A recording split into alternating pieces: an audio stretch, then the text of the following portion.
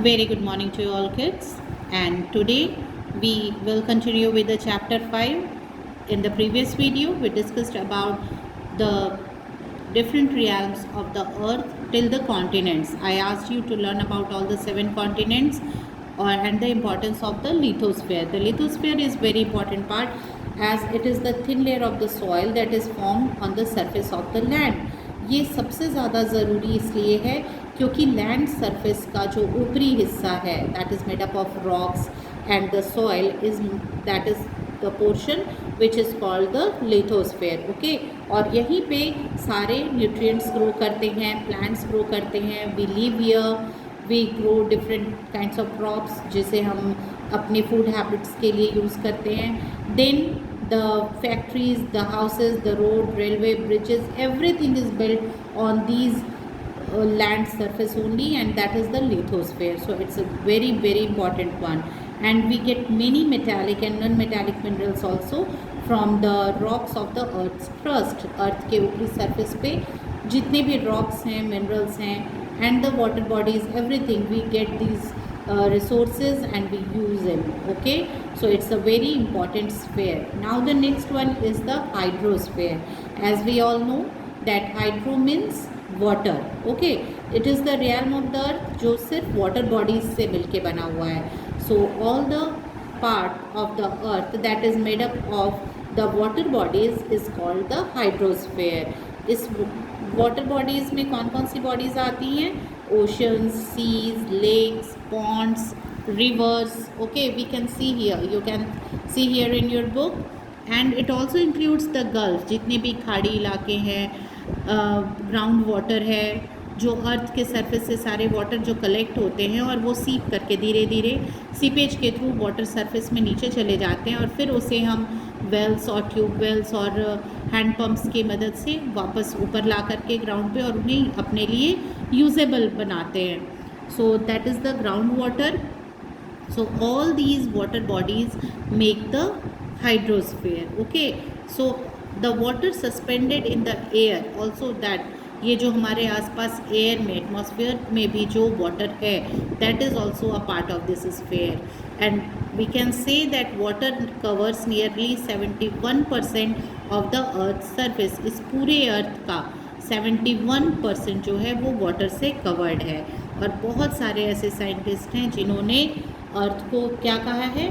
Blue planet भी कहा है या वाटरी प्लैनेट भी कहा है, because if we see it from the sky the blue colour of the planet will very easily identify it. Okay, क्योंकि वाटर बॉडीज़ यहाँ पे भरे हुए हैं. It's around the 71% of the surface of the earth. Okay, now the rest 29%, 71% is the land ones. We know the the water bodies are there.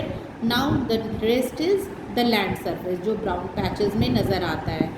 Now what these water bodies are, the different ones, the most important ones which form these water bodies and this hydrosphere is the oceans. Okay, oceans वैसे huge और saline water bodies होते हैं जिनका कि पानी कैसा होता है? सलाइन होता है, बिल्कुल खारा पानी होता है, और ये इंटरकनेक्टेड होते हैं. सभी ओशंस एक दूसरे से जुड़े हुए हैं, लेकिन इन्हें जो लैंड फॉर्म्स बीच बीच में अलग करते हैं, सेपरेट करते हैं, they are the continents, the big land masses which separates the oceans, they are called the continents. Okay, so oceans जितने भी हैं they have the 97% of the total water of the earth surface. Earth surface पे total जितना भी water है उसका 97% water कहाँ है? ओशंस में है. एंड देन द बैलेंस 3%, जो 97% ओशन के बाद जो 3% बच जाता है वो कहाँ है? 2% उसमें से कहाँ है? The fresh water is stored as ice caps and glaciers. आप लोगों ने ग्लेशियर्स सुना होगा.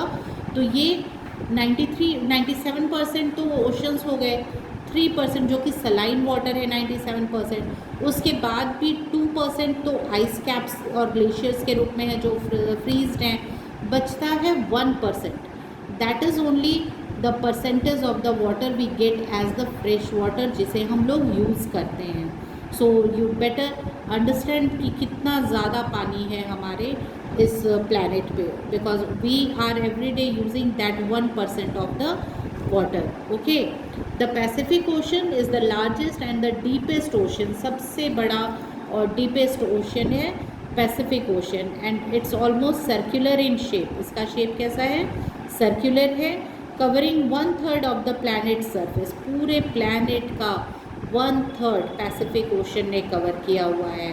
And it fills the gap between Asia and Australia. Australia और एशिया के बीच का जो गैप है उसे पैसिफिक ओशन फिल करता है. उस बीच पैसिफिक ओशन है. And this ocean has a circle of a continuous belt of active new fold mountains ranges with numerous volcanoes around it. इसके आसपास बहुत सारे फोल्ड माउंटेन्स हैं जिनमें बहुत सारे वोल्केनोज भी हैं, which are really very much active so many times. And these ranges encircling the Pacific are known as the Ring of Fire. और ये जो माउंटेन रेंजेस हैं जो पैसिफिक ओशन को बिल्कुल घेरे हुए हैं, इन्हें रिंग ऑफ फायर भी कहा जाता है क्योंकि इन माउंटेन रेंजेस में बहुत सारे वोल्केनोज हैं. Okay, now the next is the Atlantic ocean. Atlantic ocean का शेप जो है वो एस शेप्ड है और ये America in the west and in the Europe and Africa in the east, ये इसी डायरेक्शन में बेस्ड है. The third one is the Indian ocean.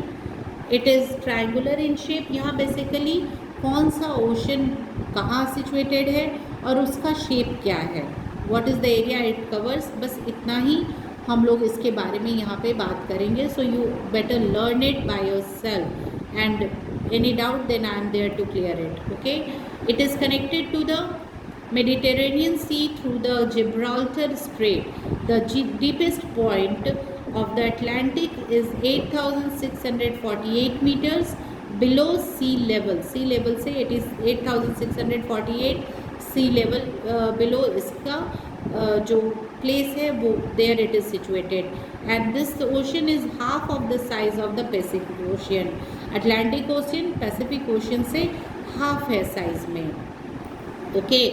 And a submerged mountain range. Submerged mountain range का मतलब इसमें डूबा हुआ है माउंटेन रेंज.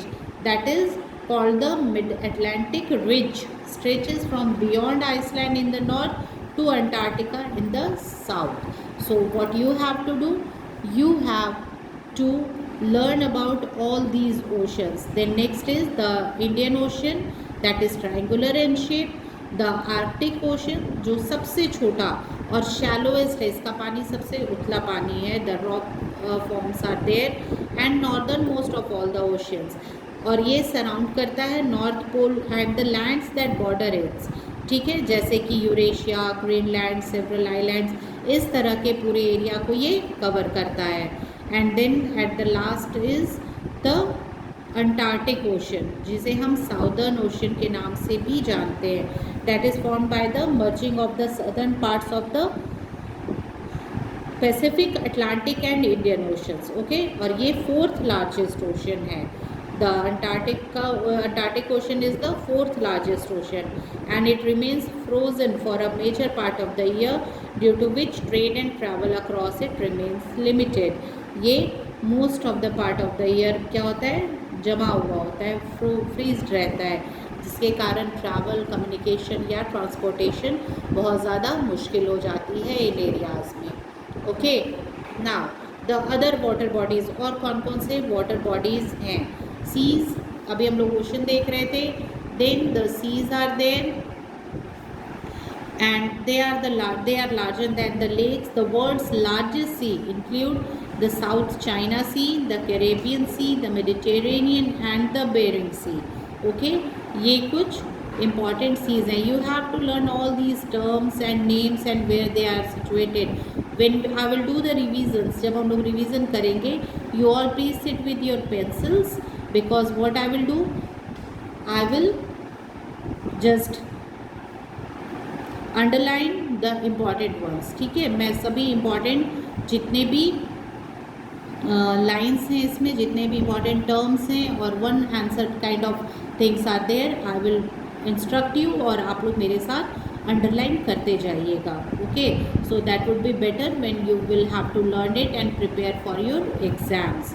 ओके, तो ये सारे दूसरे वाटर बॉडीज़ हैं, the lakes, the seas, the large and naturally flowing water bodies on the surface of the earth, they are called the rivers.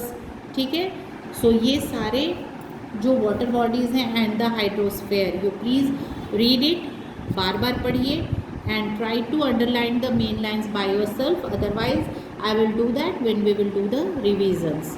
Okay, so next we will continue in our next class or the videos. Okay, thank you.